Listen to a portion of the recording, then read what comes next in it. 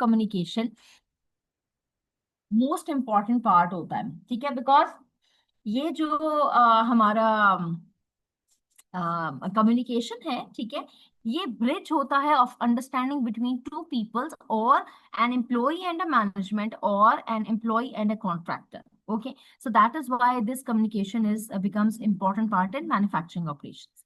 Last but not the least is obviously controlling, which is establishment of the standard performance and हम उसके बाद क्या करते हैं जी, आपको स्टैंडर्ड परफॉर्मेंस सबसे पहले तो पता चलेगा पेरेंट कंपनी की तरफ से, या फिर आपके फाइनेंसर्स के जो है परफॉर्मेंस स्टैंडर्ड्स एग्जिस्ट करेंगे. फॉर एग्जांपल अगर ये जो हमारा यूएई में है, ठीक है, या जो प्रोजेक्ट्स के ऊपर जो लोग काम करते हैं उनको बड़ा क्लियर पता है कि प्रोजेक्ट्स जो हैं वो फाइनेंस्ड होते हैं usually by Asian development bank, international finance corporation, NEPRA and all such organisations, ठीक है. और उन्होंने अपने परफॉर्मेंस स्टैंडर्ड्स बनाए हुए हैं which comprises of like leadership है, उसके अंदर working and labour and working conditions है, एथिकल वैल्यूज है, कल्चरल हेरिटेज है, ठीक है. और फिर उसके बाद उनके अपने इंटरनल ऑडिट्स का प्रोसीजर्स होते हैं. सो ये सारे होते हैं परफॉर्मेंस स्टैंडर्ड्स जो कि हमें डायरेक्शन दे रहे होते हैं कौन सा काम हमने किस तरीके से करना है. once it is formulated or aligned, then we should actually measure with the actual performance, and the comparison of the actual performance with the standards and finding out the deviations, it actually leads to corrective actions. और वो जो corrective actions होते हैं जब हम उसको highlight करते हैं, implement करते हैं, automatically वो दोबारा planning part के अंदर चले जाते हैं. So it is actually a cyclic way of doing manufacturing operations. Okay, so second part is quality control, जो कि हमने अभी आप second part में शेयर किया, ठीक है. For the quality control, ये सबको पता है कि क्वालिटी मैनेजमेंट. Hello, जी sir. my name is Nadeem Ali, and I have a question. Yes please sir. Okay, I'm working as head of quality and HSE here in Kadri Group of Companies, Lahore. So my question is that can we compare this technique with the SIPOC and PDCA? तो PDCA जो है वो backbone है इन सब standards की, quality management system की और six sigma इन सब की. सो पीडीसीए तो इन एनी केस होता ही होता है, ठीक है. जो हमने आपसे ऑपरेशंस मैनेजमेंट की शेयर की है, मैंने आपको बताया कि ये भी कॉन्टिन्यूअल इंप्रूवमेंट प्रोसेस होता है, ठीक है. हमने सिर्फ आपको डिस्क्राइब कर दिया कि किस प्रोसेस में हम क्या कर सकते हैं. हाउएवर पीडीसीए सिर्फ हमें अम्ब्रेला देता है कि प्लान, डू, चेक, एक्ट कर लो. कैसे करना है वो मैंने आपको ये बताया कि हमने इसमें 5 चीजों को देखना होता है. ये कैसे पार्ट है for PDC. Okay. Okay. Okay, so again quality control जी, हम लोग के पास टोटल क्वालिटी मैनेजमेंट सिस्टम होता है, सिक्स सिग्मा है, आईएसओ स्टैंडर्ड्स होते हैं और काइजन है, which is a continuous improvement part. इसके लिए हम करते कैसे हैं जी, हम ऑब्वियसली जैसे अभी सर ने जिक्र किया कि हम पीडीसीए का साइकिल जो है उसको अपनी बेंच मार्किंग करते हैं. फिर जो मैन्युफैक्चरिंग के हमारे प्रोसीजर्स होते हैं वो बनाए जाते हैं, फिर हम उनको एग्जामिन करते हैं, प्रोडक्ट्स को टेस्ट करते हैं, सिक्स सिग्मा जो है वो इम्प्लीमेंट करते हैं, लीन करते हैं, एंड अल्टीमेटली हम लोगों ने अपने रिव्यूज करने होते हैं. वो 2 किस्म के रिव्यूज होते हैं, या तो टेक्निकल रिव्यू होता है या फिर हमारा एचआर का रिव्यू होता है, ठीक है. बिकॉज जो फाइनेंसर्स होते हैं वो ये दोनों रिव्यूज कर रहे होते हैं, एंड ऑटोमेटिकली इंस्पेक्शन होता है और कोड को रिव्यू करते हैं, ठीक है. अब इसी में हमने अपना जो सेकंड पोर्शन था वो था सिक्स सिग्मा का, विच इज 5S, ठीक है. हम उसके ऊपर सारा यहाँ पे बात करेंगे. सबसे पहली बात है जी सिक्स सिग्मा के करेक्टरिस्टिक्स क्या है. ये सिंपल एक ऐसी टेक्निक और टूल है जो कि प्रोसेस इंप्रूवमेंट में हमें हेल्प करती है. प्रोसेस इंप्रूवमेंट का बैकबोन इज पीडीसीए, लेकिन जो हम टूल्स इंप्लीमेंट करेंगे और टेक्निक इंप्लीमेंट करेंगे it will be six sigma. and it actually aims to identify and remove number one the cause of defects, minimize the variability, जो कि अभी हमें सर भी बताए थे कि वो क्वालिटी को जब हेड करते हैं तो आप लोग वेरिएशंस को सबसे ज्यादा मिनिमाइज करने के लिए होते हैं, ठीक है. Then we will be improving manufacturing and business processes. It is actually a statistical measure of how far a process deviates from the perfection with a failure rate of only 0.00034% for the processes which operates at 6 sigma. और ये obviously सबको पता है कि ये जापानी technique जो है ये सबसे पहले फाइंड आउट किया गया था, ठीक है, और उसमें उन्होंने बेबी स्टेप्स लेना शुरू किए थे। हम लोग क्या करते हैं कि हम पूरा मैनेजमेंट सिस्टम बना लेते हैं, हम उसकी इम्प्लीमेंटेशन जब स्टार्ट करते हैं we don't foresee that baby steps कहाँ से आना है, कौन लेके आएगा, कितनी देर में आएगा, क्या उसके पैरामीटर्स होने चाहिए, कब वो एंटर होगा, कहाँ से एंटर होगा, यू नो एक्सेट्रा एक्सेट्रा। सो ये जो बेबी स्टेप्स होते हैं ये एक्चुअली में हमें हेल्प करते हैं in reducing defects and minimize the variability. So for this sigma, six sigma, जो प्रोसेस इंप्रूवमेंट होता है ये 5 स्टेजेस का होता है। सबसे पहले हम डिफाइन करते हैं what is required, then we measure, analyze, improve and ultimately control किया जाता है। कंट्रोल हमेशा ऑडिट्स और इंस्पेक्शंस के साथ होता है, जिसमें करेक्टिव एक्शन आ जाएगा, वहां पे जो करेक्टिव एक्शन है वो ऑटोमेटिकली वापस डेफिनेशन के पार्ट में चला जाता है, ठीक है। और ये सारा सिक्स सिग्मा जो है ये हम सिर्फ इसलिए कर रहे हैं कि हम कॉन्टिन्यूस इंप्रूवमेंट कर सकें। इंप्रूवमेंट किस में करनी है जी? हमने अपने मैनेजमेंट सिस्टम में करनी है, अपने प्रोसेसेस में करनी है। दैट इज व्हाई हम सिक्स सिग्मा की ये जो प्रोसेस इंप्रूवमेंट की टेक्निक्स थी, डिफाइन, मई, एनालाइज, इंप्रूव एंड कंट्रोल, हम उसको इम्प्लीमेंट करते हैं। ओके, सो अब इसको अगर हम एक्सप्लेन करें तो वो किस तरीके से हो सकता है जी? डिफाइन जब हमने करना है किसी भी प्रोसेस को तो उसमें हमने पर्पस जरूर बताना होता है। इस particular process, just a single process हम यहाँ पे बात करें सॉरी, सो ये जो सिंगल प्रोसेस है उसके गोल के बारे में बात करते हैं, and then we go for boundaries, ठीक है। फिर उसके बाद हम प्रोसेस को मैप करते हैं जिसमें हम स्टेप्स आइडेंटिफाई करते हैं, इनपुट्स क्या है, रॉ मटेरियल क्या है, map process. Then we go for VOC and VOP जिसमें हम क्रिटिकल जो कंट्रोल प्रोसेस होता है, ठीक है, उसको फाइंड आउट करते हैं। इन टर्म्स ऑफ क्वालिटी भी होता है, एचएससी भी होता है और मैन्युफैक्चरिंग ऑपरेशंस के लिए भी होता है।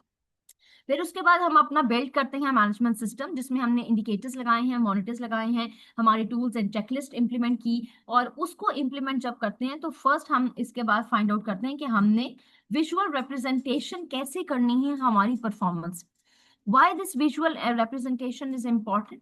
Because जो हम काम कर रहे हैं it is all in books, ठीक है, और वहां से जो चीज हम लोगों के पास आप कह सकते हैं कि पॉजिटिवली जो आती है, ठीक है, उसको आप जितना ज्यादा शेयर करेंगे with the team, it will act as a motivation for the team to participate in these kind of projects, and automatically हमारा कॉन्टिन्यूस इंप्रूवमेंट का प्रोसेस स्टार्ट हो जाएगा, ठीक है। That is why this visual representation of performance is very important. And हमने फिर उसके बाद इंप्रूवमेंट अपॉर्चुनिटीज निकालनी है जिसमें हमने क्यों निकालना है, ताकि हम पहुंच सकें जी हमारी सर्विस एक्सीलेंस के ऊपर और प्रोसेस एक्सीलेंस पे। अब जब हम एक एक्सीलेंस के पार्ट पे पहुंच जाते हैं ना, सो ऑटोमेटिकली क्या होता है कि आप अपनी कस्टमर सेटिस्फेक्शन इनहेंस कर रहे हैं, कस्टमर बेस इनहेंस कर रहे हैं, ठीक है, मार्केट इमेज पॉजिटिव कर रहे हैं, सेल्स उसकी वजह से इंप्रूव होती है। जब सेल्स इंप्रूव होंगी तो ऑटोमेटिकली हमें मैन्युफैक्चरिंग ज्यादा करनी है, और मैन्युफैक्चरिंग जब ज्यादा होगी तो ऑटोमेटिकली प्रॉफिट हो जाएगा to the organization. That is why ये जो हम बात करें ना ऑपरेशंस की, मैन्युफैक्चरिंग का पार्ट, ठीक है, ये सिर्फ एक सप्लाई चेन का सिंगल पार्ट नहीं होता। सप्लाई चेन ऑपरेशंस में हमारे पास ऑपरेशंस होता है, मेंटेनेंस होता है, मैन्युफैक्चरिंग होती है और सेल्स एंड रिटेल भी होती है, ठीक है, उसका भी पार्ट जो है वो इस पार्ट में आता है। It is not a commercial part, क्योंकि वहां पे जितनी सेल हो रही है वो ऑटोमेटिकली ड्राइव कर रही है हमारे मैन्युफैक्चरिंग ऑपरेशंस में, ठीक है। और ये जो हमने अभी आपसे डिमैग का जो साइकिल है वो शेयर किया, ठीक है, ये एक्चुअली में सिक्स सिग्मा की एक टेक्निक है और ये टूल है जिसको आप अभी भी अपने किसी भी एक प्रोसेस के अंदर इम्प्लीमेंट कर सकते हैं, ठीक है। इसमें अगर मैं आप लोगों से एक रिक्वेस्ट करूं, प्लीज हम लोग ये विजुअल सामने रखते हैं, ठीक है, आप अपना कोई भी एक प्रोसेस अपनी इंडस्ट्री का सोचें और उसके ऊपर प्लीज थोड़ा सा ब्रेनस्टॉर्म करें और ये 5 पोर्शंस बना के हमसे शेयर करें, ठीक है। It will actually help us, myself and the whole participants as well, कि हम अपनी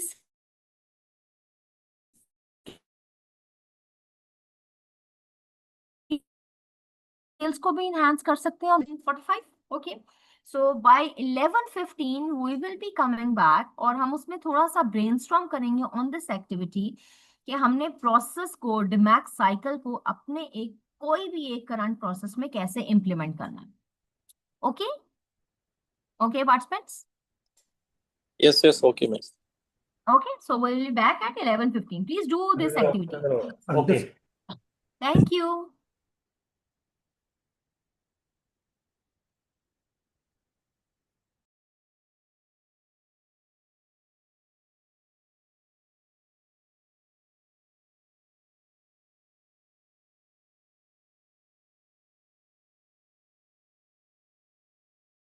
कोई लेट्स सपोज मेल फंक्शन होता है जो ना वो क्लियर करना है.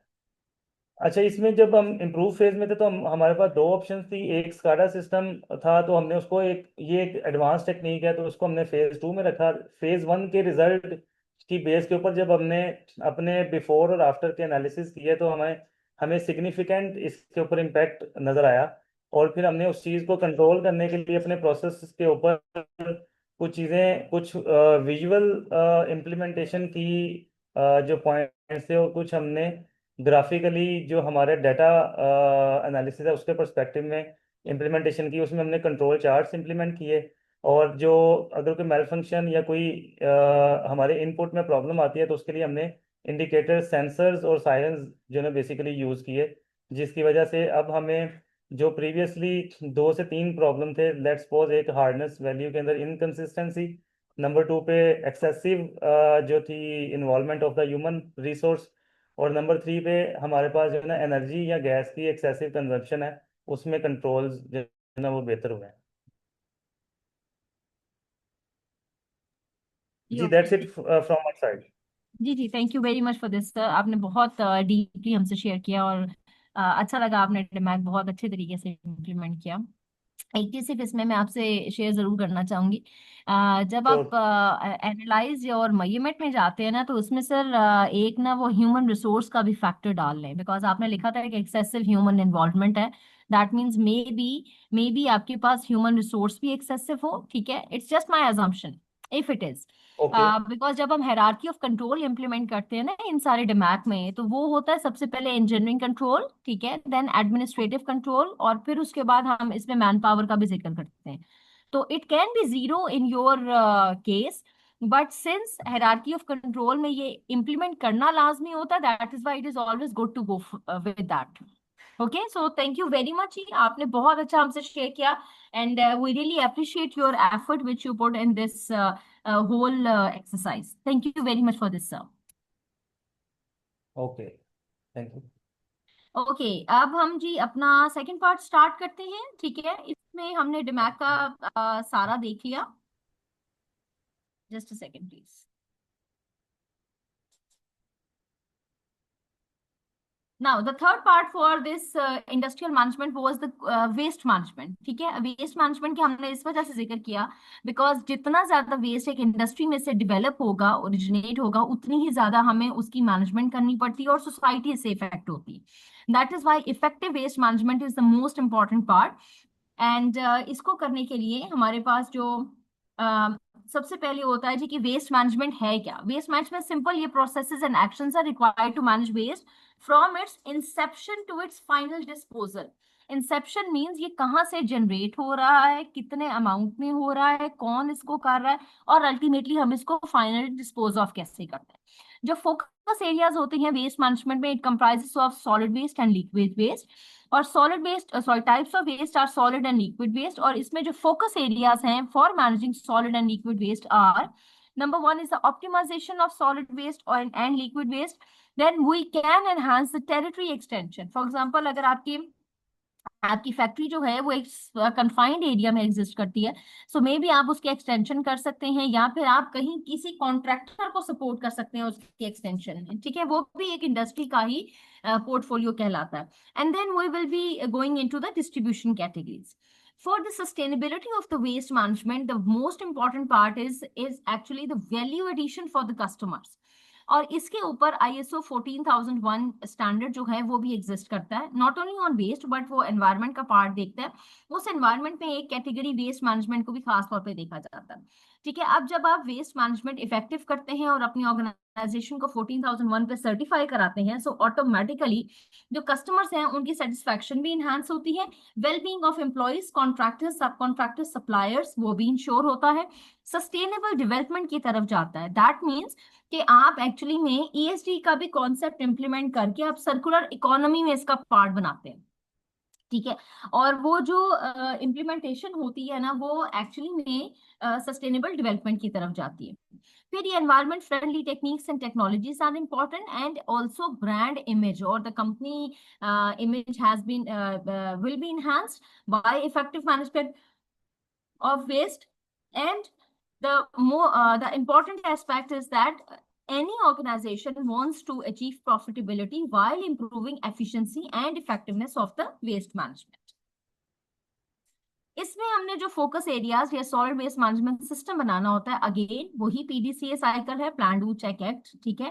प्लान के अंदर आप सबसे पहले अपना असेसमेंट का पार्ट करते हैं। असेसमेंट कौन सी है जी? आप एज पर अपने लोकल लेजिस्लेशन देखते हैं, इंटरनेशनल लेजिस्लेशंस होती हैं, ट्रीटीज होती हैं, रेगुलेशंस होती हैं। Then we formulate solid waste objectives. अब ऑब्जेक्टिव्स कैसे बनते हैं, कौन से होने चाहिए, वो भी अभी हम आपसे शेयर करते हैं। Then we will go for the aspect and impact analysis, उसके ऊपर भी हम बकायदा बात करेंगे। ठीक है। First is the assessment part, second is the strategy part. अगर आप मुझे सिर्फ 1 मिनट दें please, just a second.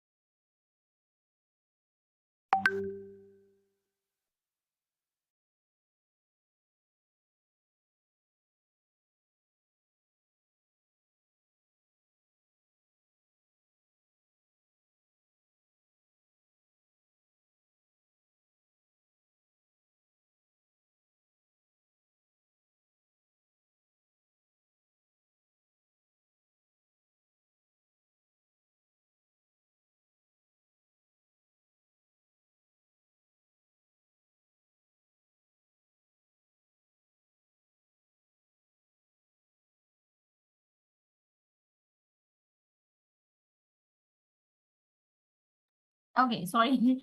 Second part हमारे पास स्ट्रैटेजी होता है, which is right waste, right culture and capability development. जैसे आपसे हमने जिक्र किया, जो इंडस्ट्रियल मैनेजमेंट होती है वो एक सिंगल मैन शो नहीं हो सकता, वन मैन शो नहीं हो सकता, it should be a team work. So उस टीम वर्क के लिए हमें कैपेबिलिटी भी डेवलप करनी पड़ती है, कल्चर भी डेवलप करना पड़ता है, which should be a positive and sustainable culture. Then for design and implementation, we make solid waste management rules, and legally complied vendors or contractors are taken up. Then the training program for employees, for contractors, subcontractors, and suppliers needs to be developed. And if God forbid if anything incident happened, then post accident or incident management program needs to be formulated and implemented. For the continual improvement of the solid waste management system, we need to do that audits and inspections and performance review.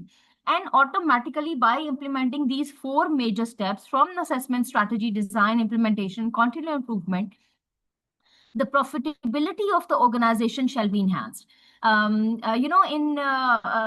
current scenario, HSC quality and environment people are always being seen from the management as the money taker. Now it is our responsibility to make sure that the management of the organization should see us as the money saver, and that's and should be the enhanced profitability for the organization. So that is why हम लोगों के लिए ये सबसे ज्यादा important होता है, how we will be communicating with the management by formulating this management system and implementing on site. Automatically profitability and cost saving will be done, and that cost saving will be considered as a value addition from QHSC people. Okay, so moving on जी, हमने अभी बात की थी हमारे objectives की। तो objectives अब हमने किस तरीके से बनाना है, thumb rule is always smart rule. ठीक है।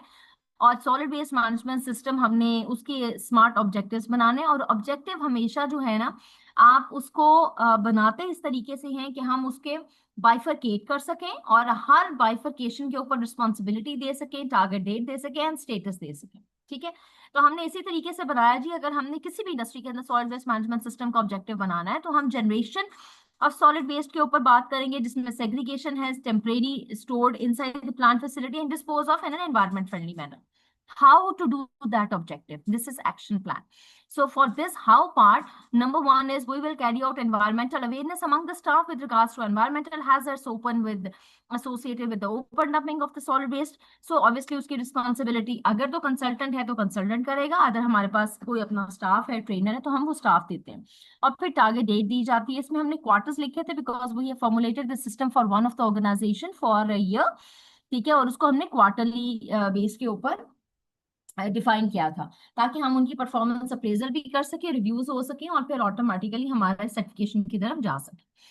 Okay, second action plan to achieve the same objective can be the provision of the certified solid waste contractor to ensure environment friendly disposal, then to carry out audit of the facility and solid waste contractor with a vision to ensure that all solid waste is handled and disposed of in an environment friendly manner. And then obviously at least 50% of the generated non-hazardous waste shall be recycled and reused by the contractor and suppliers or any other firm. Okay. अब इसमें हम 50% क्यों रख रहे थे? Because हमने जिस organisation का ये सॉलिड वेस्ट मैनेजमेंट सिस्टम का पोर्टफोलियो बनाया था वो फर्स्ट टाइम ये बना रहे थे. ठीक है. सो आप हमेशा हमने उसमें फिर फाइंड आउट किया कि नॉन हेजर्डस वेस्ट इनका कितना जा रहा है और कितना ज्यादा हम डिस्पोज ऑफ कर सकते हैं एनवायरमेंट फ्रेंडली मैनर में. ठीक है, या रिसाइकल या रीयूज कर सकते हैं. सो इस वजह से उसकी क्वांटम ऑफ वर्क की बेस पे हमने इसको 50% रखा था. यू कैन रिड्यूस इट और enhance it as per your organization need. Then obviously 100% hazardous waste should be incinerated by the contractor because हमारे यहाँ जो पाकिस्तान है ना उसमें hazardous waste की recycling possible नहीं है. That is why हमें इसको in any case incinerate करना था और उसमें 100% इस वजह से लिखा गया because if we say that if it is like 10% incinerated or 95% even incinerated, automatically वो जो 5% है ना auditors और सब लोग उसकी तरफ जाएंगे. What we are doing with that remaining 5% hazardous waste? That is why this 100% incineration by the contractor was one of the action plan in achieving effective solid waste management system. And 40% non-hazardous shall be reduced as compared to the current waste in the year 2022. और obviously अगर आप 25 में हैं तो 25 versus 26 कर सकते हैं और 24 versus 25 कर सकते हैं. ठीक है. This is just a glimpse of how you can formulate smart solid waste objectives और उसका action plan बन सकता है, उसका status भी हम तय कर सकते हैं. This is the portfolio which we formulated for the solid waste generation and recovery. And इसमें आप देख लें हमने जो कैटेगरीज यूज की है ना वो ज्यादातर हमारे पास ना रिसाइक्लेबल्स डाले, क्योंकि वो रिसाइक्लेबल्स को जब आप शो ऑफ करते हैं अपनी कस्टमर्स को भी, अपने इनको लेंडर्स को भी, ऑटोमेटिकली उनका जो सेटिस्फेक्शन लेवल होता है और जो आप कह सकते हैं कमिटमेंट होती है टुवर्ड्स ऑर्गेनाइजेशन वो एनहांस हो जाती है. अब इसमें जो अदर्स का पार्ट है ना उस अदर्स में हमने एक्चुअली में अपना हैजर्डस वेस्ट रखा है बिकॉज वो रिसाइक्लेबल नहीं है. That is why this other part is in recycle और रिकवरी पोर्शन इट इज 0. ठीक है. और जब आप अपने सारे नॉन हैजर्डस वेस्ट को ऐसे क्वांटिफाई करके आप अपने वैल्यूज डालते हैं तो इससे क्या फायदा होता है कि हमें खुद भी ट्रेंड पता चल रहा है कि ऑलमोस्ट हम 85% तक एक साल के अंदर हमारा जितना भी सॉलिड वेस्ट जनरेट हुआ है जो कि नॉन हैजर्डस है उसको रिसाइकल कर लिया. ठीक है. अब ये 85% को हमें इनहांस करना है. अब वो जो इनहांसमेंट होती है वो हमारा मैनेजमेंट सिस्टम है डिमैट प्रोसेस के जरिए आएगी, जो कि अभी हमने अपने ऑपरेशंस को के लिए किया था. ठीक है. लिक्विड वेस्ट के लिए जी ऑब्वियसली हमने कहा जी हम 100% एनवायरमेंट फ्रेंडली मैनर में लिक्विड वेस्ट को डिस्पोज ऑफ करेंगे. तो इसके लिए वेस्ट वाटर ट्रीटमेंट प्लांट का बाकायदा लगाया गया था उस फैसिलिटी के अंदर. ठीक है. वो किया गया और फिर उसके बाद एनवायरमेंटल अवेयरनेस की गई. और जब हमने प्लांट लगाया तो उसमें से जो डिस्चार्ज था उसकी बाकायदा एनवायरमेंटल सैंपलिंग भी की गई, उसका भी एक एक्शन प्लान बनाया गया. ठीक है. ये था हमारे पास वेस्ट मैनेजमेंट सिस्टम. अब हम बात करते हैं हमारे environmental aspect and impact analysis की, जो कि हमारा था 4th पार्ट. ठीक है। इसको करने का क्या मकसद है, इसकी वजह से हमें एक्चुअली में बिजनेस ऑपरेशंस में QHSE के पार्ट में या इवन आप हम दूसरे ऑपरेशंस में भी, ठीक है, हम फाइंड आउट कर रहे हैं कौन सी एक्टिविटी है जिसकी वजह से सबसे ज्यादा रिस्क एग्जिस्ट करता है, और अगर उस रिस्क को हम मिटिगेट नहीं करते तो हमारी ऑर्गेनाइजेशन का ब्रांड इमेज भी इफेक्ट करता है, प्रॉफिटेबिलिटी भी होती है, एक्सीडेंट और इंसिडेंट्स भी होते हैं, एनवायरमेंटल डैमेज भी होता है। ठीक है।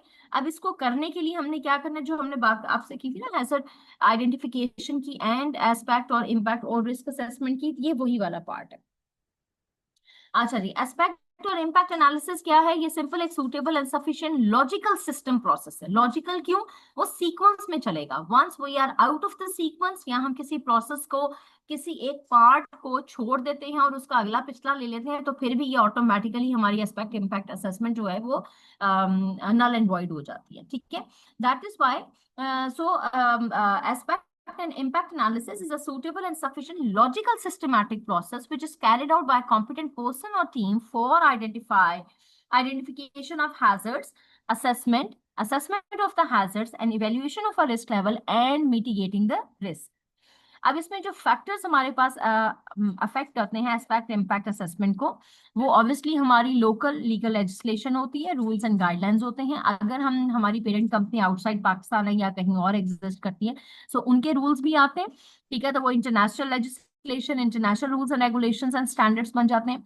And then it is actually a best practice to implement in the system to find out hazards and risk and all types of hazards and risk. Make sure that one should understand that there can be thousands of hazards and risk or environmental aspect and impact in one activity, but each hazard cannot have the same risk level. That is why this risk assessment or aspect and impact analysis is being done. और इसका purpose क्या है जी, हमने compliance करनी होती है, impact को minimise करना, इंसिडेंट को प्रिवेंट करना। सबसे पहले हम अपनी activity, process, task, material, product या सर्विस को एक जगह पे लिख लेते हैं, एक्सट्रीम लेफ्ट पे। ठीक है, then we determine environmental impact, और बहुत सारे इम्पैक्ट्स हो सकते हैं, air, water, noise, soil, waste water, solid waste, then may be property damage and injuries and incidents, all such. ठीक है, बहुत सारे एनवायरमेंटल इम्पैक्ट्स हो सकते हैं। फिर हम वो सारे लिख लेते हैं अगेंस्ट दैट पर्टिकुलर एक्टिविटी और प्रोसेस। फिर उसके बाद जी हम इनको इवेल्युएट करते हैं रिस्क लेवल को through likelihood and severity levels. High, medium, low risk level आ गया, एंड अब उसको रिड्यूस करने के लिए हाई से हमने लो पे आना है, लो से सॉरी हाई से मीडियम पे आना है, मीडियम से लो पे आना है। ये 3 स्टेप प्रोसेस होगा। सो इन तीनों के लिए हमें कंट्रोल्स इन प्लेस करने होते हैं। फिर उसे कहा जाता है एक्शन प्लान। ठीक है, अब वो एक्शन प्लान जब हमने इंप्लीमेंट कर लिया तो हम उसकी इफेक्टिवनेस फाइंड करते हैं, अगेन उसको रैंकिंग दी जाती है, और फिर उसके बाद उसमें अगर रेजिड्यूअल रिस्क रह जाता है तो फिर दोबारा से एक्शन प्लान किया जाता है। ठीक है, और कॉन्टिन्यूस इंप्रूवमेंट के लिए सबसे ज्यादा इंपॉर्टेंट बात ये होती है कि इसको हम रिकॉर्ड करें, कम्युनिकेट करें अपने सब स्टेक होल्डर्स को जो भी कंसर्न है, और इसको रिवाइज एंड रिव्यू इसका एनुअल मैंडेटरी है as per ISO 14001 and as per local legislation. However, if there is any change in the process, activity, material like hazardous से हम नॉन हैजर्डस की तरफ गए हैं, ठीक है, या वर्क प्लेस में चेंज आया है, तो ऑटोमेटिकली ये मैंडेटरी है to review and revise this environmental aspect and impact analysis. अच्छा जी, अब इन्हीं सारे स्टेप्स को हमने कैसे करना है, हमने फाइंड आउट कैसे करना है हमारी वर्क। जी please sir, hello. Okay, so the first step is the identification of environmental aspects, which is activity process। और वो हम कैसे फाइंड करते हैं, हमें ये एक तो प्लानिंग के जरिए पता चलता है, इंस्पेक्शंस के जरिए पता चल सकता है, हमारे पास प्रीवियस डॉक्यूमेंटेशन होता है। ठीक है, कंसल्टेशन आप जितनी ज्यादा करते हैं, कोई ऑडिट्स आपके पास एग्जिस्ट करते हैं, तो आप इसमें सारी अपनी रूटीन और नॉन रूटीन एक्टिविटीज लिखते हैं। इवन समटाइम्स होता है कि हम मैं आपको एग्जाम्पल अगर दूं, फैक्ट्री में ये होता है, क्या होता है, आपका डीजल स्टोर होता है। ठीक है, अब डीजल की लोडिंग अनलोडिंग जो है ना, ये आपकी एक रूटीन एक्टिविटी है, लेकिन it should B part of environmental aspect and impact analysis, क्योंकि उसमें भी कोई ना कोई रिस्क हो सकता है। ठीक है, जैसे और इसके अलावा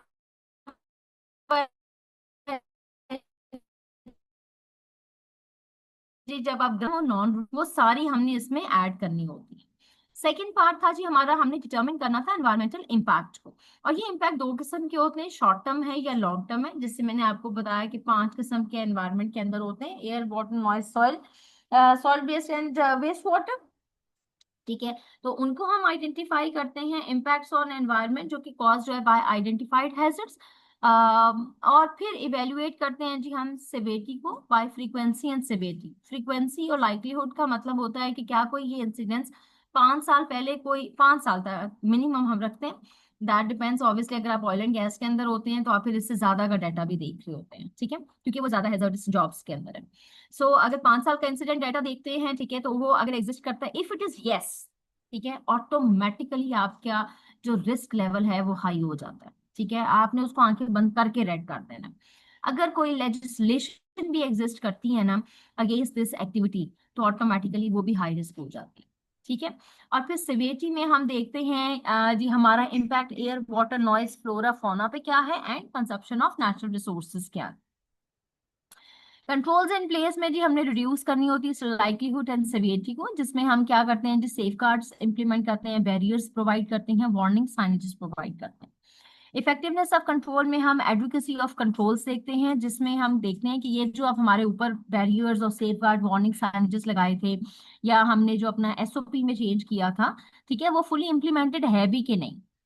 और फिर उसके बाद हम एक्शन प्लान निकालते हैं। अगर तो ऊपर वाले सारे जो प्रोसेसेस हैं, जो हायरार्की ऑफ कंट्रोल हम इम्प्लीमेंट कर रहे हैं, ठीक है, वो अगर पूरे तरीके से इम्प्लीमेंट नहीं हो रही, तो in any case residual risk रह जाता है। और उसके लिए हम फिर से दोबारा से प्लानिंग करते हैं कि अब ये रिस्पॉन्सिबिलिटी, टाइम और लोकेशन और इसका एक्शन प्लान क्या होना चाहिए, ताकि हम इस रेजिडुअल रिस्क को भी रिड्यूस कर सकें। ठीक है, अब इसको कैसे इम्प्लीमेंट करेंगे जी, अच्छा इम्प्लीमेंटेशन बाद में, अभी हम इसके अंदर हायरार्की ऑफ कंट्रोल की बात कर लेते हैं। हमने कैसे आइडेंटिफाई करना है कि कौन सा स्टेप पहले लेना है in effectiveness, in ensuring effectiveness of the risk management और environmental aspect and impact assessment, और इसको इनहांस कैसे किया जा सकता है।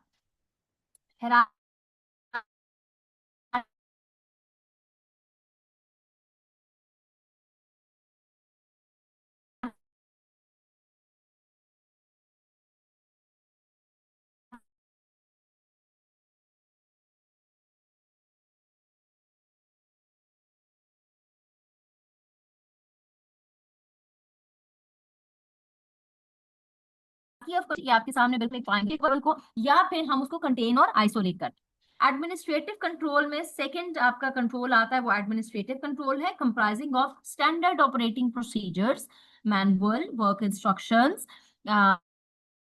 जो हमारे प्लान्स बन रहे होते हैं। Then we go for training need assessment and training implementation and provision of signages. For personal protective equipment we provide safety shoes and hearing protection. And last but not the least is the wellbeing facility, जो कि least effective है in the hierarchy of control, because it is reactive approach. All above are actually proactive approach, और proactive approach जितनी ज्यादा strong हम करते हैं और जितनी इफेक्टिव इंप्लीमेंटेशन प्रोएक्टिव अप्रोच की होती है, वो जितनी ज्यादा इफेक्टिवनेस उसकी होती है, उतने ही कम इफेक्टिवनेस जो है हमें चाहिए होती है वेलबींग फैसिलिटी के लिए। इन एनी केस हमें चाहिए जरूर, उसकी प्रोविजन होना लाजमी है as per law and as per ISO 14001, ठीक है, एंड अदर स्टैंडर्ड्स क्वालिटी 9001 के मुताबिक भी हमें जरूरी चाहिए होती है। वेलबींग फैसिलिटी में हम प्रोवाइड कर देते हैं जी स्पिल किट्स या फिर फर्स्ट एड फैसिलिटी।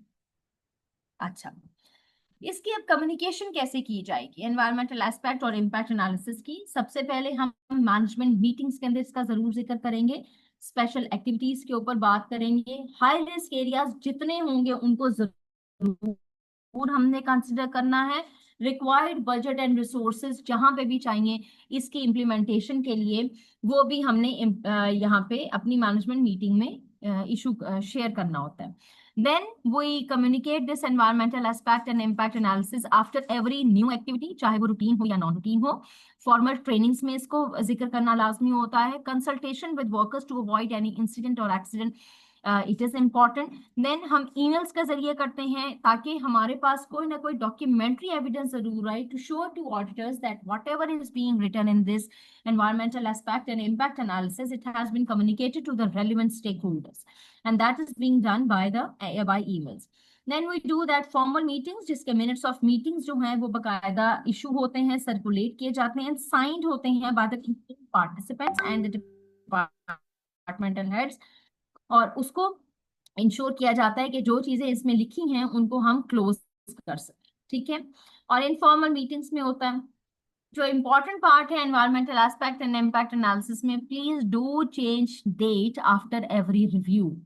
ये डेट जो है ऑडिटर्स के लिए बहुत इंपॉर्टेंट होती है, प्लस हमारे लिए इंपॉर्टेंट है क्योंकि हमने शो करना है हमारा system is a continual improvement system and sustainable है. So for every review we need to change date. Okay, and annual, obviously ये mandatory requirement है as per ISO and local laws. और जैसे ही कोई चेंज आ जाएगा हमारे प्रोसेस में, technique में, केमिकल्स में, कहीं पे भी, तो हमने इसको रिव्यू करके जरूर रिपोर्ट करना है. And it is considered as a live document. ये कभी नहीं होता कि हमने एक दफा स्टार्ट ऑफ द फैसिलिटी जब बनी थी, जब फैसिलिटी, तो हमने उस टाइम पे स्टार्ट किया, ठीक है, और उसको बस एक दफा बना के तो हमने रख लिया. ऐसा नहीं है. ये लाइव डॉक्यूमेंट है. इसको हर दफा आप जरूर चेक करें और जरूर इसको अपडेट करते जाएं. ओके.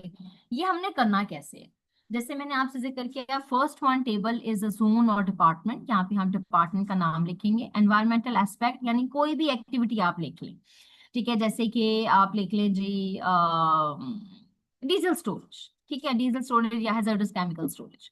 अब उसका हैजर्ड क्या होता है, उसकी वजह से air, water, noise, soil, waste water and solid waste का ये 6 लाइंस के अंदर लिख लें, और उन सब के आगे आप अपनी लिख लें जी के हैजर्ड हो क्या सकता है. एयर की वजह से एयर पोल्यूशन हो सकती है, वाटर के अंदर वेस्ट वाटर जनरेशन हो सकती है, स्पिल हो सकता है, ठीक है. ये सारी चीजें आपने एनवायरमेंटल हैजर्ड में लिख. अब ये किस सिचुएशन, ये यकीनन एबनॉर्मल सिचुएशन में होगा. कौन सी एबनॉर्मल, कैसे एबनॉर्मल हुई, या तो डीजल का टैंक फट गया, या फिर जिसने लोडिंग अनलोडिंग की, ठीक है, वो बंदा कॉम्पिटेंट नहीं था. ये सब चीजें एबनॉर्मल या इमरजेंसी सिचुएशंस लिख लेते हैं. इम्पैक्ट क्या हुआ हमारे पास अल्टीमेटली एयर पोल्यूशन हो गई, स्पिल की वजह से हमारे पास सॉइल कंटेमिनेशन हो गई, ठीक है, इंजरी हो गई, ग्राउंड वाटर कंटेमिनेशन हो गई, surface water contamination, etcetera etcetera. ये सारे इम्पैक्ट्स आ गए. Next is the frequency. Frequency हम देखते हैं हमारे चार्ट के टेबल पे, ठीक है, जो कि यहाँ से आता है. 1 नंबर देना है अगर तो ये 10 सालों में हो रहा है, 5 सालों में हो रहा है तो 2 नंबर दे दो. इस तरीके से इन्होंने 9 तक लिखा है, ठीक है. अब यकीनन आपकी ये कॉन्टिन्यूस एक्टिविटी तो है, हम कॉन्टिन्यूस करते हैं, लेकिन ये रोज नहीं हो रही. ये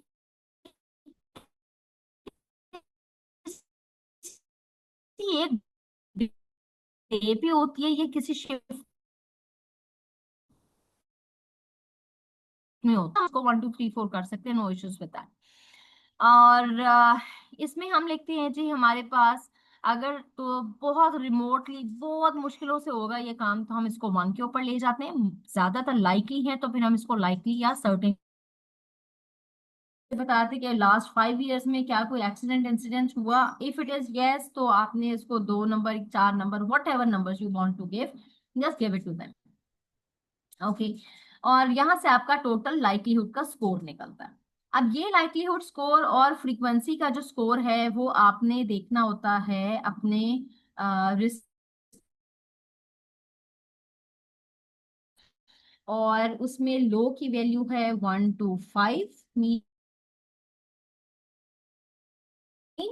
और हाई होता है 20 to 25, ठीक है. तो हमने इसको कैटेगराइज कर लिया लो, मीडियम, हाई पे. जो टोटल सिवियरिटी लेवल है, ये हमने एमिशंस को फाइंड आउट किया, कंजप्शन ऑफ नेचुरल रिसोर्सेज को देखा, पॉल्यूटेंट्स को देखा, और यहाँ से हमारे पास टोटल सेवेरिटी स्कोर आया। Severity score multiplied by likelihood score, ये आपको कोई नंबर देगा, 20 नंबर, 25 नंबर, 15 नंबर। आपने उसके मुताबिक इसको लिख देना है as low, medium and high. If it is yes तो ऑटोमेटिकली इसको आप red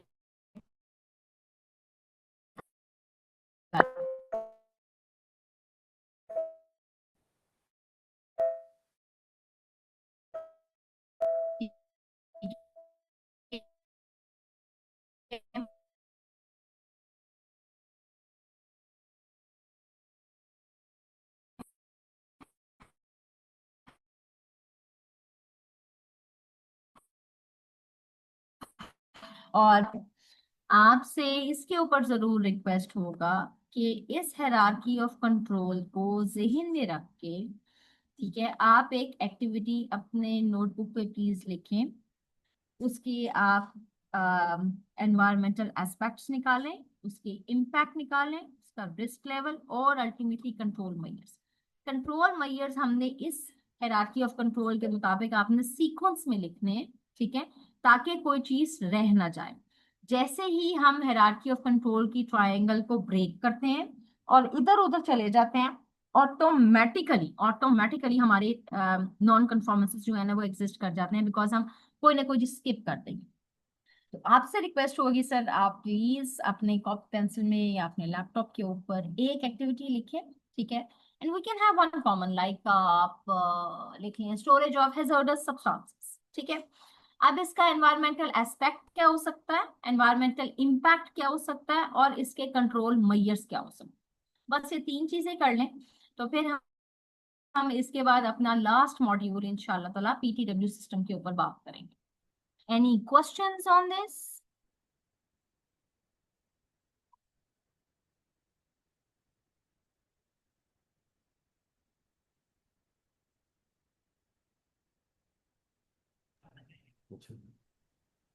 Hello? Anyone there?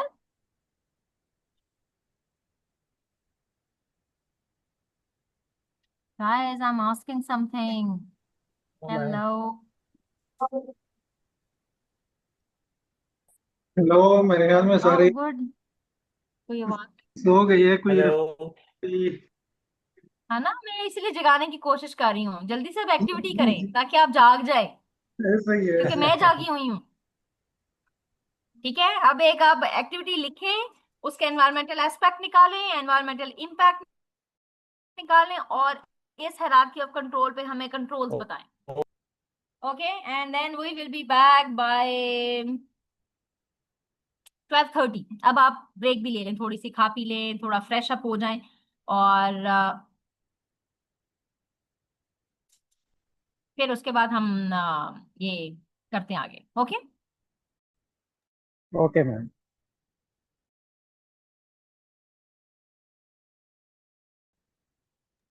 Hello ji. Gases उसमें से एक पार्ट है जो कि एयर पोल्यूशन कॉज कर रही है या कर सकती है। जब आप उस पे हायरार्की ऑफ कंट्रोल इम्प्लीमेंट करते हैं तो आपने उसके फिर कंट्रोल मेजर्स क्या सोचे हैं एयर पोल्यूशन को रिड्यूस करने के लिए? जी जी भी उसमें हमने जो कंट्रोल मेजर्स हमने जो लगाया हुआ है उसमें हमने लगाया local exhaust ventilation LEV system लगाया है, जो कि फर्नेस के ऊपर है, हुड के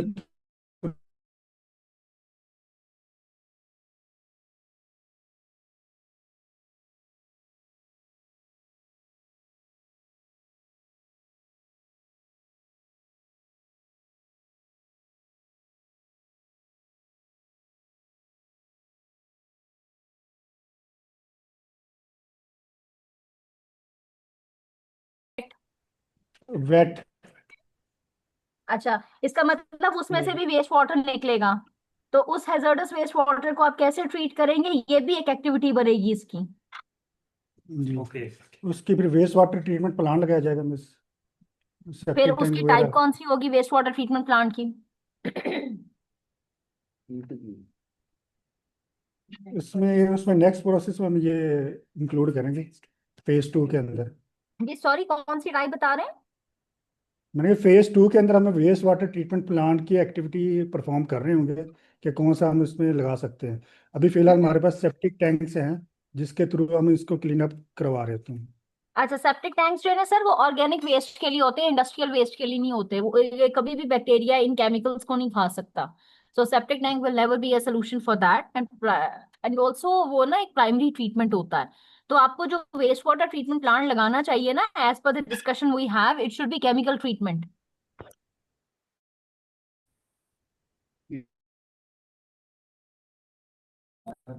अस्सलाम वालेकुम मैम। जी वालेकुम सलाम। मैम कादरी इंजीनियरिंग के ऊपर स्क्रीन जरा शेयर कीजिएगा, हमने भी कुछ एनालिसिस किए हैं, वो भी जरा डिस्कस कर लेते हैं। जी जी जी बस प्लीज। शॉर्ट ये स्क्रीन शेयर वो करेंगे ना, हम अपनी स्क्रीन ओपन करो ना। पूछिएगा जी सर बताइए। मैम, हमारी स्क्रीन शो हो रही है आपको? नहीं रुके, मैं स्टॉप करूंगी तो आप करेंगे ना, 1 मिनट। जी प्लीज। आप शो कीजिए। शेयर करो, शेयर करो, शेयर करो। जी शेयर करो, नीचे शेयर करो। जी मैम, शेयर हो रही है? इधर गई जी मैम बिल्कुल इसको। सर, हो गई है। आ रही है मैम? इन्वायरमेंट के पॉइंट ऑफ व्यू से हमने भी एक एनालिसिस रन किया है, क्योंकि हमें भी यहाँ पे एक वेल्डिंग सेक्शन के अंदर प्रॉब्लम आ रही थी, और उसके ऊपर हमने भी एक छोटा सा ये केस स्टडी बनाई है। इसको जरा बेसिकली हम आपसे डिस्कस करना चाह रहे हैं। जी प्लीज सर। अच्छा, हमें वेल्डिंग सेक्शन के अंदर जो प्रॉब्लम आ रही थी वो हाई टेम्परेचर्स, और क्योंकि वेल्डिंग सेक्शन में जब वेल्डिंग होती है तो टेम्परेचर भी उसका एक्सीड करता है, और ह्यूमिडिटी की प्रॉब्लम्स आ रही थी हमें वहां पे। ठीक है, इन्वायरमेंट इम्पैक्ट के अंदर हमने उसको डाला है। जी जी बिल्कुल, आप इसको सर स्टार्ट करते जाए, एक्सप्लेन करें। मेरा जहाँ पे कंसर्न होगा मैं आपसे पूछ लूंगी। जी, उसके बाद फिर हमने उसको रिस्क लेवल्स के अंदर एवेल्युएशन किया, तो हमारा वो लेवल 3 के अंदर कंसीडर कर रहा था। फिर उसके ऊपर हमने जो कंट्रोल किया, वो कंट्रोल ये किया कि इंडस्ट्रियल एग्जॉस्ट फैन हमने लगा दिए हैं, और वेल्डिंग सेक्शन के अंदर ग्लव्स वगैरह और वेल्डिंग स्क्रीन्स वगैरह दे दी हैं। और साथ ही इस प्रोसेस के अंदर इसको कंट्रोल, क्योंकि मॉइस्चर वगैरह भी होता है तो ह्यूमिडिटी भी होती है, इस पॉइंट ऑफ व्यू से हमने वर्कर की हेल्थ के लिए उनको लाइक शिकंजीवी या लस्सी वगैरह इस तरह के भी फैसिलिटीज देनी उनको शुरू कर दी है हमने, ताकि ये प्रॉब्लम ना आए। उसके बाद फिर हमने इसको इफेक्टिवनेस और कंट्रोल के अंदर जब आपके चार्ट को देखा तो पॉइंट 1 के अंदर, क्योंकि साल में 1 से 2 दफा इस तरह की प्रॉब्लम्स आती है, उसके अंदर हमने इसको कंसीडर किया है। और ये एक्शन प्लान्स के अंदर हमने ये मीडियम रिस्क के अंदर इसको कंसीडर किया है।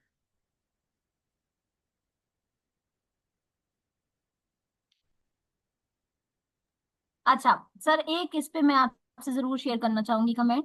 जब आपने कंट्रोल प्लेसेस की बात की ना, जी ठीक है, प्लीज। तो आप इसको प्लीज इंजीनियरिंग कंट्रोल से स्टार्ट करें। You have started with the administrative control which is hydration of employee. Okay, so first आपने लिखना यकीनन सही है कि इंस्टॉल करें आप exhaust fans. Totally agree with that, yes. ठीक है। लेकिन सिर्फ ओके। एक एग्जॉस्ट फैन से आप ह्यूमिडिटी और टेम्परेचर कंट्रोल नहीं कर सकते। You need to have temperature control devices or temperature measurement devices.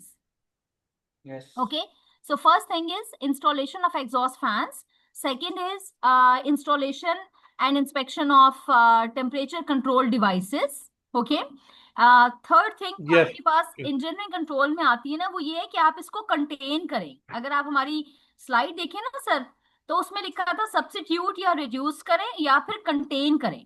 तो कंटेन का मतलब है कि आपने यहाँ पे अब लिखना है कंटेनमेंट के लिए इसको या तो मशीन सेफगार्ड लगाएं जब आप ये वेल्डिंग की एक्टिविटी करते हैं, या बैरिकेशन। बैरिकेशन कहेंगे तो वो एडमिनिस्ट्रेटिव कंट्रोल है।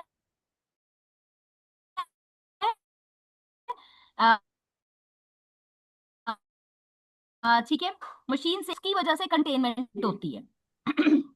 ठीक है। अच्छा, फिर उसके ओके बाद मैम। आपका सेकंड सेकंड कंट्रोल था आपका एडमिनिस्ट्रेटिव, जिसमें आपने प्लान्स बनाने हैं, ट्रेनिंग देनी है और साइनेजेस देनी है। ठीक है, ये तीनों चीजें आपने नहीं लिखी इसमें। जी ठीक है मैम, ठीक है। हम अच्छा, इसको ऑपरेट कर फिर लेते उसके हैं। बाद हमने देना था पीपी। पीपी आप किसके लिए देंगे? टेम्परेचर कंट्रोल के लिए।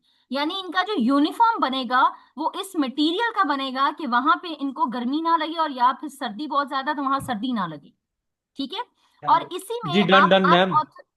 सॉरी जी। जी ओके मैम, एग्री। ठीक है।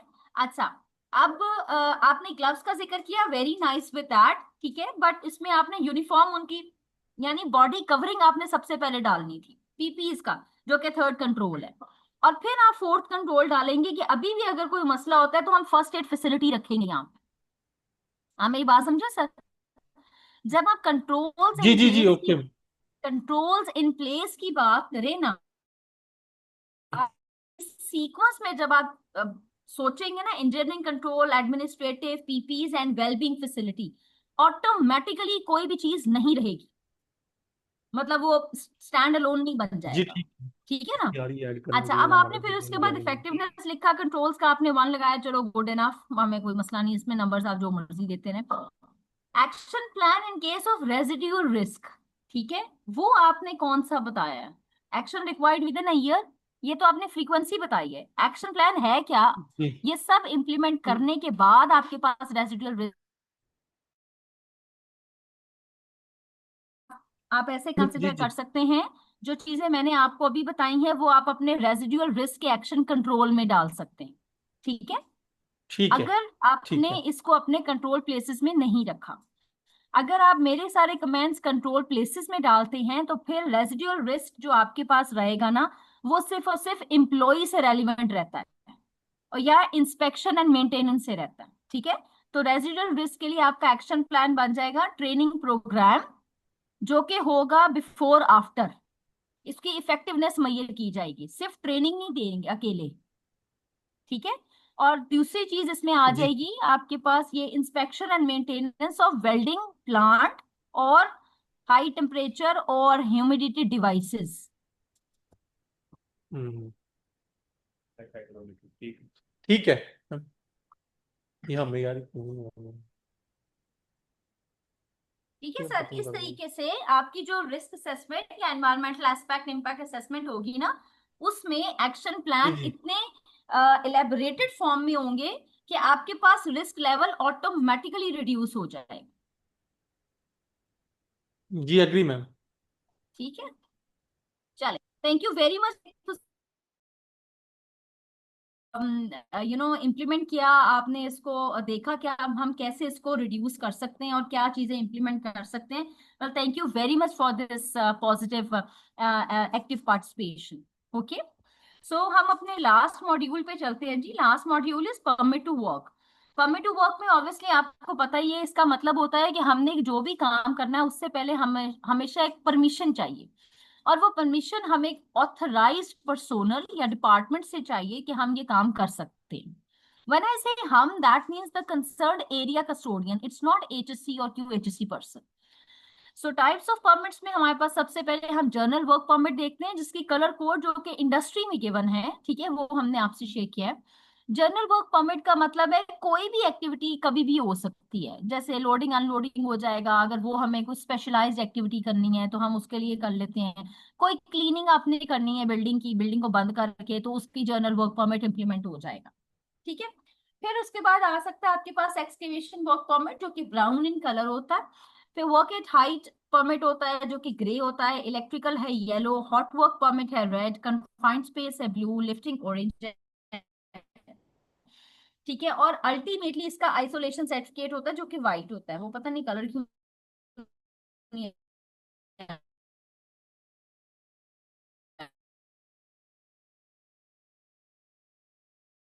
है इसमें। इसको करने का मकसद सिर्फ ये है कि जो भी स्पेशल उसकी नोटिफिकेशन बाकी सब लोगों को चली जाए जो कि इस प्लांट के ऊपर काम कर रहे हैं। ठीक है, ताकि रिड्यूस कर सके या मिटिगेट कर सके हम एनवायरमेंटल एक्सीडेंट और इंसिडेंट, या फिर हेल्थ एंड सेफ्टी का एक्सीडेंट और इंसिडेंट। ठीक है। अब परमिट जो है ये हम हमेशा इशू करते हैं before start of the activity. और स्टार्ट ऑफ एक्टिविटी में हमने क्या करना होता है, हम वेरीफाई करते करते हैं कि एडवोकेट प्लानिंग, वही जो बात हमने बात की थी पीडीसीए साइकिल की, और जो फर्स्ट हमारा ये था ऑपरेशंस मैनेजमेंट का, ठीक है, कि हमने इफेक्टिव प्लानिंग इसमें कर ली है। फिर हमने वर्क को सेफली और एनवायरनमेंट फ्रेंडली वे से करना है, ठीक है, और ये एक स्पेसिफाइड लोकेशन और स्पेसिफाइड टाइम फ्रेम के लिए होता है। ज्यादातर जो टाइम फ्रेम होता है ना for issuance of work permits, वो होता है 8 आवर्स का, ठीक है। अगर आपकी शिफ्ट 8 आवर्स है तो आप एक परमिट एक शिफ्ट के अंदर इशू कर देते हैं, लेकिन वो एक्टिविटी कॉन्टिन्यूस है और आफ्टर 8 आवर्स भी होनी है। तो जब शिफ्ट चेंज होगी ना, तो जो परमिट आपने बनाया, या तो वो न्यू परमिट आप उस पर इशू करेंगे, या फिर अगर आप पुराने वाले को यूटिलाइज करते हैं तो उसमें आपने परमिट इशूअर और जो परमिट ले रहा है और जो इसने इंस्पेक्शन कर रहा है उनके नाम अपडेट करने होते हैं। ये लीगल रिक्वायरमेंट है, ठीक है। और ये जो परमिट टू वर्क है ना, ये ज्यादातर हम सारे क्रिटिकल हाई रिस्क एरियाज के लिए करते हैं। हाई रिस्क कौन सा हो सकता है एनवायरनमेंट में जी? हमारे पास air, water, soil, noise, waste water और सॉलिड वेस्ट के ऊपर आपने देखना है, ठीक है। सेफ्टी के अंदर आपने देखना है वो LTI, ये आपके MTC, RWC, FA, near miss, unsafe act, unsafe conditions, ठीक है। और इसके साथ जरूरी होता है कि हमने मेथड ऑफ स्टेटमेंट जरूर लगाना। वो क्यों लगानी है? क्योंकि उसमें इंस्ट्रक्शंस लिखी हुई हैं काम होना कैसे है, ठीक है। और साथ आप इसके जॉब सेफ्टी एनालिसिस लगाते हैं, या फिर एनवायरमेंट एस्पेक्ट इम्पैक्ट एनालिसिस और HSC का रिस्क असेसमेंट लगाते हैं। That depends. ये कुछ ऑर्गेनाइजेशंस है जो कि क्वालिटेटिव रिस्क असेसमेंट कराती हैं, which is job safety analysis, और कुछ इसमें साथ लगाती हैं quantitative risk assessments, which is HSC risk assessment या environment aspect and impact assessment. जो परमिट टू वर्क होता है उसमें आपने रिस्क असेसमेंट और GSA लगा लिया, उसने आपको एक्टिविटी के रिस्क लेवल बता दिए, उसकी वजह से हमारा जो परमिट है उसमें हमने अपने फाइंड आउट कर लिया कि अब ये हाई रिस्क के लिए जा रहा है या मीडियम के लिए जा रहा है। अगर तो हाई रिस्क है तो जो इशूअर है उसका हर वक्त वहां पे होना मैंडेटरी है एज पर लॉ। जो HSC या QHSC का पर्सन है जो कि इसको सुपरवाइज कर रहा है, उसके लिए जरूरी है हर 2 या 3 घंटे बाद उसने जरूर इसको विजिट करके इवेल्युएट करना है इनके रिस्क लेवल, ठीक है।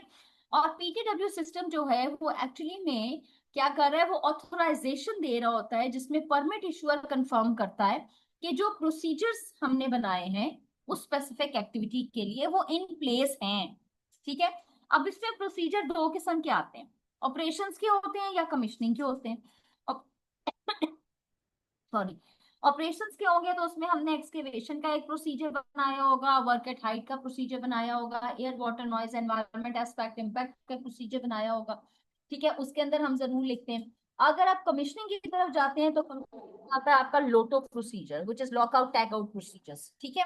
और ये भी हम लोग जो बनाते हैं ना, ये आपने कंसर्न्ड एरिया कस्टोडियन और जिन्होंने इम्प्लीमेंट करना है इस प्रोसीजर को उसके साथ बनाइएगा। कभी भी स्टैंड अलोन खुद से ना बनाइएगा। सेफ्टी वाला तो बिल्कुल भी ना बनाए, because we are not implementers, we are just supervisors. और PTW और लोटो सिस्टम जो है ना, ये प्रोसेसेस एक्चुअली में फॉलो होते हैं एक दूसरे के साथ, ठीक है, और ताकि कंफर्म करते हैं कि यहाँ पे सेफ कंप्लीशन हो गई है और री एनर्जाइजेशन ऑफ इक्विपमेंट। अगर आप लोटो प्रोसीजर के साथ PTW को इम्प्लीमेंट कर रहे हैं तो ये मोस्ट इंपॉर्टेंट पार्ट है कि इसकी री एनर्जाइजेशन इक्विपमेंट की होना जरूरी होता है, ठीक है। पहले आप डी एनर्जाइज करते हैं, लोटो इम्प्लीमेंट करते हैं, PTW इशू करते हैं, काम कंप्लीट हो गया, फिर दोबारा री एनर्जाइज करते हैं उस पैनल को, ठीक है। और जब हम ये सिस्टम्स इंप्लीमेंट करते हैं तो ऑर्गेनाइजेशंस जो हैं उनकी जो वर्क प्लेस होती है वो सिग्निफिकेंटली रिड्यूस कर देती है रिस्क ऑफ एक्सीडेंट्स को और इंश्योर करती है एक सेफ वर्किंग एनवायरनमेंट। ये है जी हमारे पास PTW का फ्लो शीट डायग्राम, ठीक है। सॉरी, और वो क्या कहता है, वो कहता है जी सबसे पहले आपने परफॉर्मिंग एक्टिविटी अथॉरिटी जो है उसको फाइंड आउट करना है, वो अप्रूवर होना चाहिए, जो अप्रूवर होगा उसका कॉम्पिटेंसी असेसमेंट जरूर कीजिएगा, ठीक है। अगर तो अप्रूवर की कॉम्पिटेंसी असेसमेंट नहीं हो रही या इम्प्लीमेंटर की नहीं हो रही तो ऑटोमेटिकली आपका PTW सिर्फ एक ऐसा डॉक्यूमेंट है जो कि for the sake of document है, अदरवाइज वो इम्प्लीमेंटेशन नहीं है। देन हम क्या करते हैं जी कि PTW जो है उसकी सूटेबिलिटी आप फाइंड आउट करते हैं, कौन सा परमिट लगेगा। अब मैंने आपको बहुत सारे टाइप ऑफ परमिट्स बताए, एक्सकेवेशन है आपका, इलेक्ट्रिकल है, वर्क एट हाइट है, लिफ्टिंग इक्विपमेंट्स है, जर्नल है, ठीक है। तो इन सब में से कौन सा लगना है वो लगाते हैं। फिर उसमें आप अपनी एक कोऑर्डिनेशन मीटिंग कौन करेगा जी? जो अप्रूवर है, जो इम्प्लीमेंटर है और जो QHSE का पर्सन है वो करेगा, ताकि वो इवेल्युएट कर सके, असेस कर सके कॉन्फ्लिक्टिंग एक्टिविटीज को। फिर कोऑर्डिनेटर जो है वो इशू करता है परमिट, और इशू करने के बाद अथॉरिटी जो है उसको साइन ऑफ करती है, और फिर अथॉरिटी इंश्योर करती है smooth execution of the work, जिसने भी ये काम करना है। फिर आप फाइंड आउट करते हैं जी कि जो कंप्लीशन है वर्क का या अप्रूवर है वो क्लोज कब करेगा।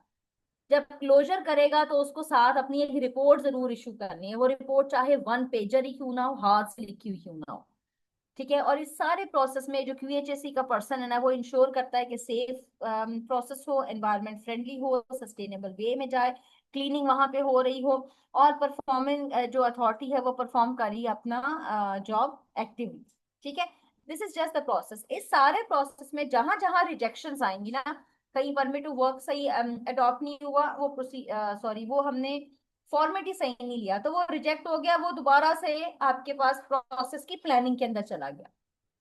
इस वजह से ये जो PTW का प्रोसेस होता है ना, ये भी एक सस्टेनेबल प्रोसीजर कहलाता है। इसी तरीके से आपके पास PTW में जब आप एक देखें, जब कहीं पे हम वहां पे बहुत सारी और भी एक्टिविटीज हो सकती हैं। फॉर एग्जाम्पल, क्या कोई वर्क करना है, उसके लिए लोटो भी लग गया, आपने इलेक्ट्रिकल सेफ्टी का भी ले लिया, ठीक है। लेकिन उसी एरिया में आपके पास करीब जो है स्कैफोल्डिंग का काम हो रहा है, तो फिर आपको स्कैफोल्डिंग का भी PTW लगाना है। तो ये दोनों ऑपरेशन जब इकट्ठे एट अ टाइम हो रहे होते हैं, उसे कहते हैं simultaneous operations, which is called SIMOPS. इसका पर्पस सिर्फ ये होता है कि जितने लोग भी कंस्ट्रक्शन एक्टिविटी में या ऑपरेशन एक्टिविटी में आ रहे हैं उनको साइमॉप्स के बारे में पता हो, उनको उनके पास साउंड नॉलेज हो of relevant safe work practices and procedures जो भी एप्लीकेबल होते हैं टू साइमॉप्स, ठीक है। एग्जांपल जी, इसका मैट्रिक्स सबसे पहले टास्क होता है साइमॉप का, कॉन्फ्लिक्ट हो सकता है, इसके भी अपने हैजर्ड्स होते हैं, क्या कंट्रोल्स आपने लगाए, परमिट रिक्वायर्ड है कि नहीं है। पहला है जी, अगर एक्सकेवेशन वर्क हो रहा है तो आप अगर तो एक्सकेवेशन कर रहे हैं नियर लाइव केबल्स जहां पे क्रेन ऑपरेशंस हो रही हैं, तो हैजर्ड्स क्या होंगे जी? यहाँ पे स्ट्राइक्स हो सकते हैं, कोलैप्स हो सकता है, ठीक है। आप कंट्रोल क्या किया जी? हमने PTW लगा लिया, केबल की डिटेक्शन लगा ली, वो या आपने हायरार्की ऑफ कंट्रोल इंप्लीमेंट कर लिया। परमिट इसके लिए रिक्वायर्ड कौन सा होगा? एक्सकेवेशन का, ना के क्रेन ऑपरेशंस का, जो कि लाइव वायर के ऊपर काम कर रहे हैं, ठीक है। अब अगर आप इसी में देखें जी, पेंटिंग जॉब हो रही है, पेंटिंग जॉब में आपके पास वेंटिलेशन का इशू भी आता है और वेल्डिंग के नियर बाय एरियाज भी हो रहे होते हैं, तो यहाँ पे आपके पास टॉक्सिक फ्यूम्स आ गए, ठीक है, वर्क फ्रॉम पुअर विजिबिलिटी हो गई। अब इसके ऊपर परमिट कौन सा लगेगा? जर्नल वर्क परमिट, क्योंकि आपकी जॉब थी पेंट ऑपरेशन। अगर आप कंफाइंड स्पेस एंट्री में करते हैं जहां पे लो ऑक्सीजन लेवल है, इलेक्ट्रिकल टेस्टिंग भी वहां पे जरूरी है, इसकी इन एनी केस हमें कंफाइंड स्पेस का परमिट टू वर्क लेना होता, ठीक है। इसी तरीके से आप क्या करते हैं जी, हम लोग हमेशा ये करते हैं कि कौन सी एक्टिविटी हो रही है, और अगर उसमें 2-3 ऑपरेशंस इकट्ठे हैं तो 2-3 ऑपरेशंस में हमने परमिट कौन सा लगाना है, राइट टाइप ऑफ परमिट लगाएंगे तो आपका परमिट की वजह से जो प्रोसेस इंप्रूवमेंट है, जो प्रोसेस आइडेंटिफिकेशन है वो भी ठीक होती है, उसके हैजर्ड्स भी आप रिड्यूस कर सकते हैं, मिटिगेट कर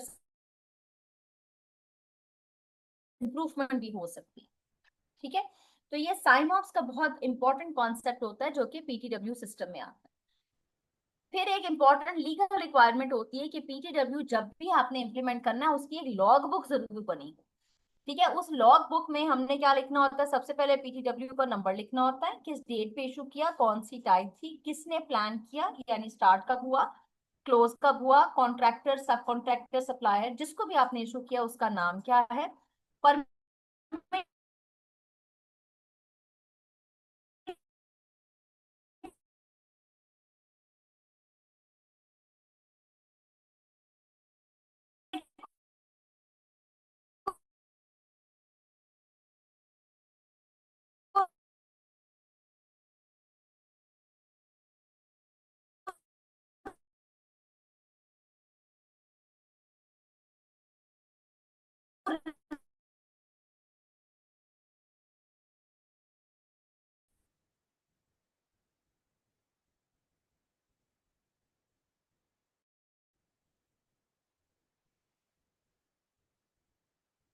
होगी जी, चलो। Thank you ma'am for your valuable time. और हम लोगों ने आज काफ़ी नॉलेजेबल चीज़ें आपसे हमने आज सीखी हैं। इंशाल्लाह आप कोशिश है कि आपकी बताई जो हमें पॉइंट्स हैं उनके ऊपर हम इम्प्लीमेंटेशन कर पाएँ। Okay, thank you very much to all of you. Stay in touch. कोई क्वेश्चन हो, कोई चीज हो तो प्लीज आप जरूर शेयर कीजिएगा एनपीओ के साथ डायरेक्ट। देन आप उनके साथ ही कोऑर्डिनेट कर लें, whatever wherever is my service are required is to share, और इंशाल्लाह हम उसको कोलैबोरेशन के जरिए क्लोज कर सकेंगे। ठीक है, thank you very much from my side. Take care, good bye. Hello ma'am, 1 second yes. Please. जो आपकी प्रेजेंटेशन है ये हम लोगों से शेयर। एनपीओ के पास है, एनपीओ आपको शेयर कर लेंगे। Sure, thank you. Okay, thank you, take Allah care, हाफिज। Goodbye everyone. अल्लाह हाफिज जी, थैंक यू। अल्लाह हाफिज़, अल्लाह हाफिज़। थैंक अल्लाह यू, हाफिज। अल्लाह हाफिज। अल्लाह हाफिज।